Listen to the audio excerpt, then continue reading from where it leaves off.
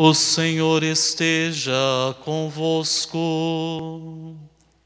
Ele está no meio de nós. Proclamação do Evangelho de Jesus Cristo, segundo Marcos.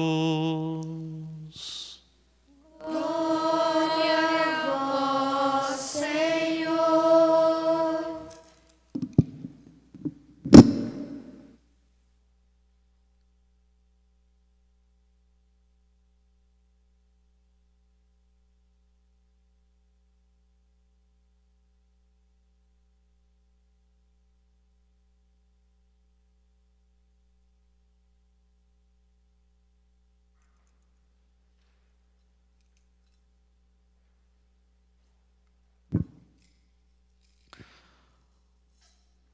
Naquele tempo, Jesus disse à multidão: O reino de Deus é como quando alguém espalha a semente na terra.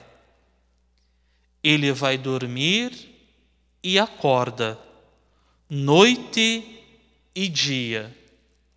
E a semente vai germinando e crescendo. Mas ele não sabe como isso acontece. A terra, por si mesma, produz o fruto. Primeiro aparecem as folhas, depois vem a espiga, e por fim, os grãos que enchem a espiga. Quando as espigas estão maduras, o homem mete logo a foice, porque o tempo da colheita chegou. E Jesus continuou: Com que mais poderemos comparar o reino de Deus? Que parábola usaremos para representá-lo? O reino de Deus é como um grão de mostarda, que ao ser semeado na terra é a menor de todas as sementes da terra. Quando é semeado, cresce e se torna a maior de todas as hortaliças. E estes ramos estende ramos tão grandes que os pássaros do céu podem abrigar-se à sua sombra. Jesus anunciava a palavra usando muitas parábolas como estas, conforme eles podiam compreender. Mas, quando estava sozinho com os discípulos, explicava tudo. Palavra da salvação.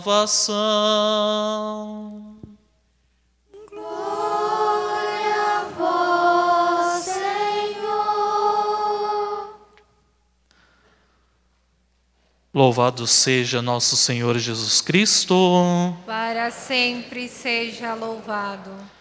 Queridos irmãos, queridas irmãs, com alegria nós aqui hoje nos reunimos para, nesta Eucaristia, celebrarmos o segundo dia da nossa novena, em honra à nossa padroeira, Nossa Senhora Consolata. E este ano, de uma maneira especial, traz um tema um tanto quanto motivador para cada um e cada uma de nós. Vamos ler juntos? Uma paróquia à frente, corações ao alto. Um pouquinho mais forte juntos. Uma paróquia à frente, corações ao alto. É interessante este tema porque justamente nos convida a nós percebermos a importância da vivência em comunidade. E nessa vivência em comunidade perceber que quando nós estamos motivados, quando nós estamos com o nosso coração ao alto, como o tema nos propõe, nós somos o quê?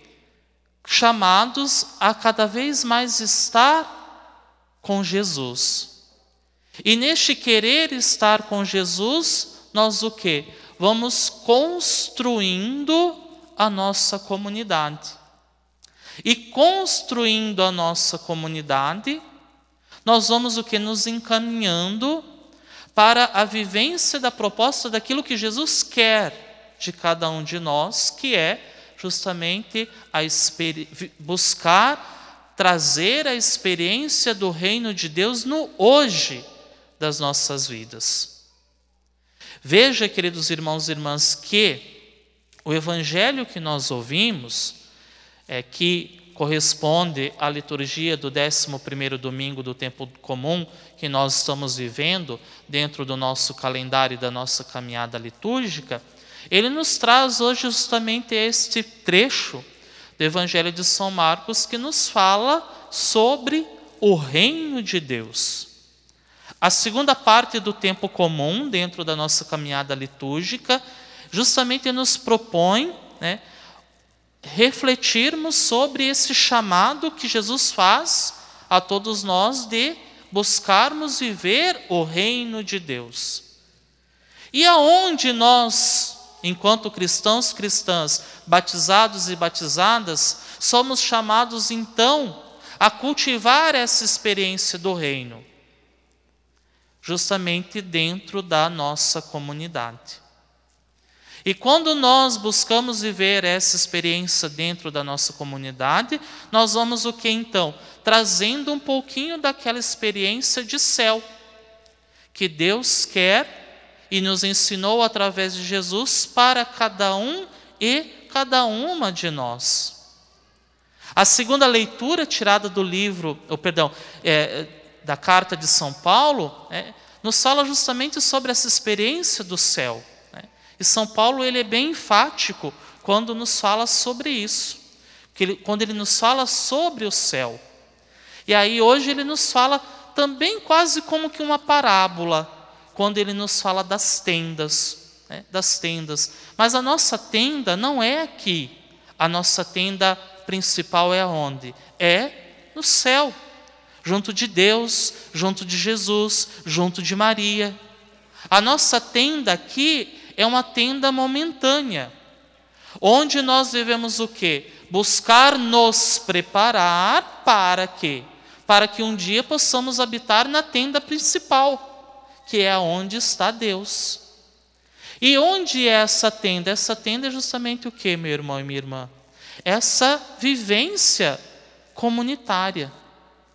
Por mais que nós não possamos esquecer isso, a nossa salvação, que já nos foi dada, a salvação já nos foi dada por Cristo, ela já nos foi oferecida, Deus já nos deu a graça da salvação através do martírio de Jesus. Mas para que nós possamos alcançar a graça, então, de estar no céu, é preciso o quê? Que nessa vivência, então, dessa caminhada, nós procuremos o quê? Trazer a experiência do reino de Deus para o hoje. Veja como isso é interessante, que Jesus mostra claramente para nós que o céu é uma realidade, não é algo distante, mas é uma realidade próxima a cada um e cada uma de nós. Por quê? Porque ele foi feito para nós. Nós fomos criados para estar no céu, mas nós preferimos o pecado. Domingo passado a liturgia nos falava isso. Quando o primeiro homem e a primeira mulher, Adão e Eva, deixaram-se ser seduzidos pelo mal e pela sedução do mal perderam então a graça de estar no céu. Eu achava interessante a leitura de domingo passado porque o homem, mesmo pecando, ele ainda teve a ousadia de querer culpar a Deus. Quando olhou para Deus e falou: foi por causa da mulher que tu me destes que eu comi do fruto da árvore proibida. E às vezes, meu irmão e minha irmã, acontece isso com a gente. Nós temos uma tendência absurda de não assumir os nossos atos e as nossas condições, e às vezes de querer jogar isso nas costas do outro. Quando a ousadia não é um tanto quanto maior, fazemos como Adão, queremos culpar até a Deus pelos nossos erros, pelas nossas falhas e pelas nossas atitudes.